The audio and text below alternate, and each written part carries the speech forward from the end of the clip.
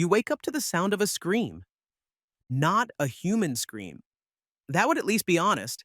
This one's mechanical, shrill, and deeply offended. You had the audacity to try sleeping. It's the fire alarm. And like most alarms, it's not specific.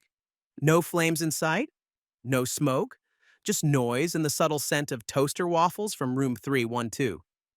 You check your phone. You check the hallway.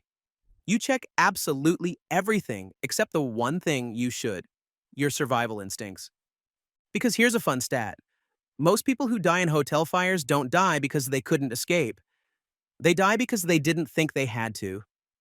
And here's a worse one: the most fatal decision is usually made in the first 30 seconds, not when the fire spreads, not when the ceiling melts, but when you, in your Target pajama set, decide whether to grab your suitcase or your shoes, whether to run, stay, or, God forbid, get in the elevator. This video is not about fire safety, it's about human failure, and how your brain, when gently roasted at 400 degrees Fahrenheit, will choose absolutely the dumbest possible option to preserve itself.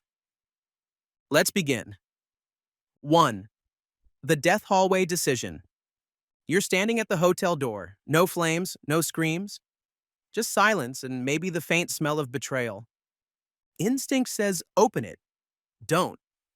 Because if there's fire out there, that door is your last shield. And the second you crack it open, you're not escaping, you're feeding it. Fire loves oxygen. Loves it like a frat boy loves open bar. That just checking moment, that's when the hallway goes from smoky to inferno. Check for heat, peek for smoke, think like a thief, not a guest. Because in a hotel fire, the worst thing you can do first is anything without thinking. 2. The elevator. Vertical death tube. Let's say you ignored the door advice, somehow survived, and now you're in the hallway.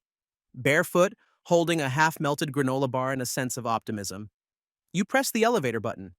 Congratulations, you've just entered the worst queue of your life. Elevators in a fire are not transportation. They're traps with mood lighting. Here's what happens. Fire fries the circuits. Doors stop opening. The cab stalls mid-floors. And you, the sentient marshmallow, are now suspended in a metal box slowly turning into a convection oven. Also, if the shaft fills with smoke, the elevator becomes a chimney. And guess where the smoke goes? That's right, upper, with you in it. It's like asking to be airlifted directly into the flames. Real survivors take the stairs. Or at least try to. Because while the elevator feels like an escape, it's actually just the final stop before cremation. 3. The blanket burrito trap. It's getting hotter, panic is setting in.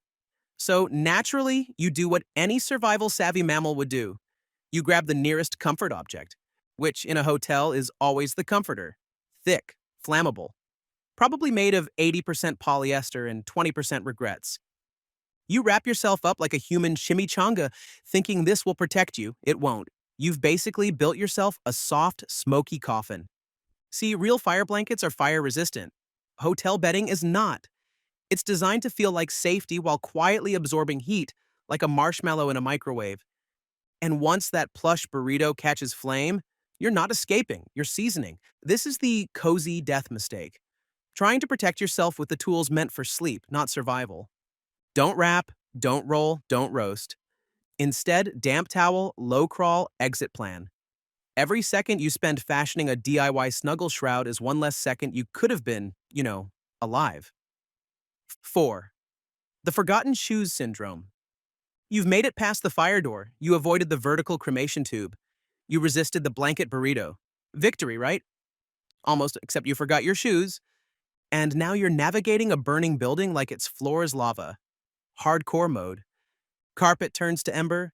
Tiles become slip hazards soaked in fire hose runoff. Broken glass from panicked guests. A fun surprise for your bare, blistering feet. You'd be amazed how many survivors are found just a few feet from the exit, stopped cold by debris they couldn't cross. And no, hotel slippers do not count. Those are designed for Instagram, not infernos. Shoes are your real armor, more than your phone, your laptop, your charger.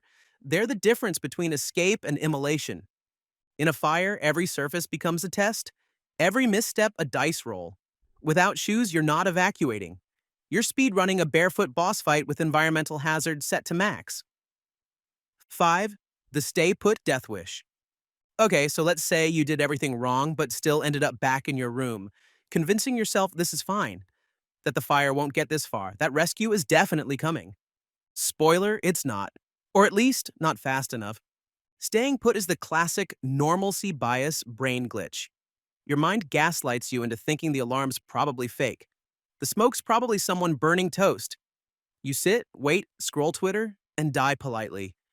Meanwhile, the fire is not waiting, it's evolving, entering your room like it paid for the upgrade. People die not from panic, but from inaction, from waiting for a sign that's clearer than flames. If you have a path, take it. If you don't, make one. Stuff the door cracks, signal from a window. Break it if you have to. Because if you wait for the fire to introduce itself, it's not a meeting, it's a eulogy. 6. The wet towel delusion. Ah yes, the sacred towel trick, TV's favorite fire hack. You dunk it in the sink, slap it over your mouth like a hero, and suddenly you're immune to smoke inhalation, right? Wrong. You've basically crafted a slightly damp placebo.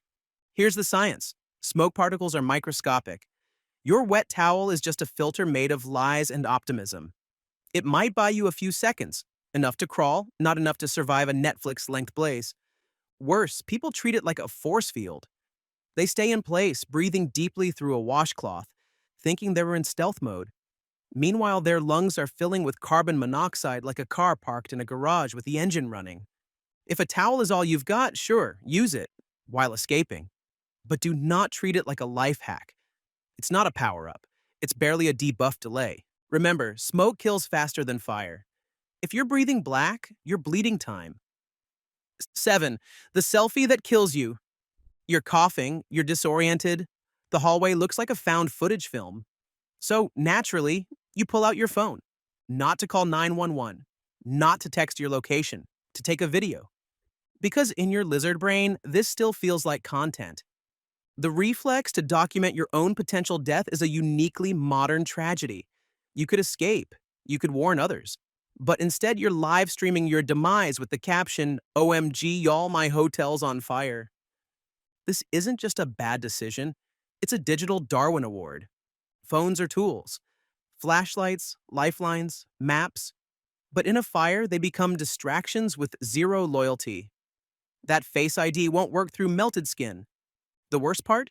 People have literally died filming themselves trying to go viral instead of going vertical, as in up the stairwell, away from the flames. So next time your brain tells you to hit record, hit run instead. Outro, let's rewind. Before the flames, before the alarm, before you became the star of your own slow-motion disaster reel. There was a moment, barely a blip in your memory, when you checked into the hotel, glanced at the emergency exit map on the back of the door, and immediately ignored it. Why wouldn't you? You weren't planning on dying, but fire doesn't check your schedule. It doesn't wait for the right moment. And when that alarm blares at 3 a.m., groggy and half-naked, you realize you never looked for the stairs. You don't know where the exits are. You don't know which way the hallway turns. And now you're trying to solve a maze you've never practiced, with smoke as the timer and panic as the soundtrack. Most hotel deaths don't happen because of fire. They happen because people didn't rehearse the only scene that mattered. Fire drills exist for a reason. Not to bore you, to keep you alive. That cheesy map? That's your real-life respawn point. The one you were too cool to memorize. So the worst thing you can do in a hotel fire isn't just one thing. It's everything you didn't do before it started. Roll credits. Or better, roll the fire extinguisher.